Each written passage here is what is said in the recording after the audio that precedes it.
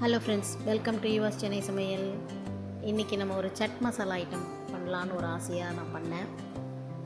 வாங்க எப்படி செய்யுதுன்னு பார்க்கலாம். இன்க்ரீடியன்ட்ஸ் எல்லாம் மேலேயே போட்டிருக்கேன். என்னென்னு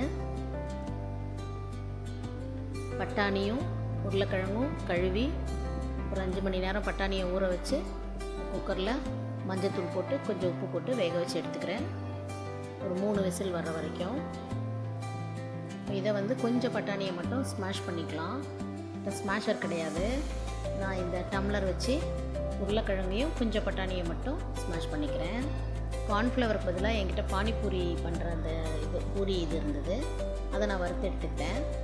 ஒரு அதே பேனில் வெங்காயம், தக்காளி, இஞ்சி, பூண்டு, பச்சை மிளகாய் இது எல்லாத்தையும் போட்டு வறுத்துக்கிட்டு இதோட கூட சட் மசாலா பொடி, கொஞ்சம் குழம்பு மிளகாத்தூள், அதுக்கப்புறம் காஷ்மீர் மிளகாத்தூள், மஞ்சத்தூள், கொஞ்சம் உப்பு இது எல்லாத்தையும் போட்டு நல்லா வறுத்து மிக்சியில் போட்டு அரைச்சி எடுத்துக்கணும்.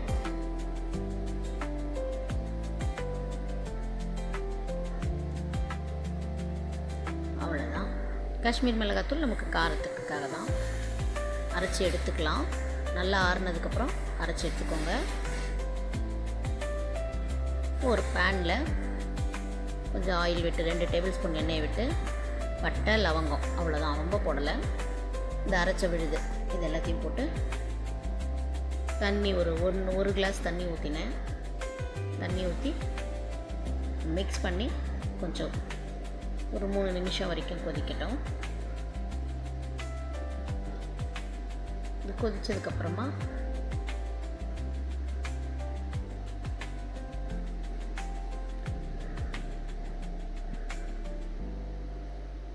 இந்த உருளைக்கிழங்கும் இந்த பட்டாணியும் அதில் சேர்த்துக்கலாம்.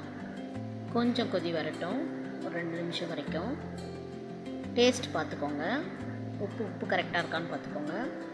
கடைசியாக 1 ஸ்பூன் கார்ன்ஃப்ளவரை தண்ணியில் கரைச்சி, ஒரு 1/4 ஸ்பூன் தண்ணியில் கரைச்சி திக்னஸ்க்காக அதில் ஊற்றிக்கினேன்.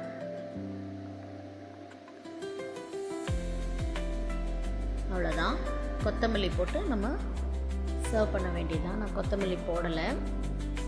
இதுக்கு நான் அந்த பானிபூரியை உடைச்சி கொஞ்சம் பச்சை வெங்காயத்தை நல்ல பொடியாக கட் பண்ணி இதில் சேர்த்துக்கிட்டேன்.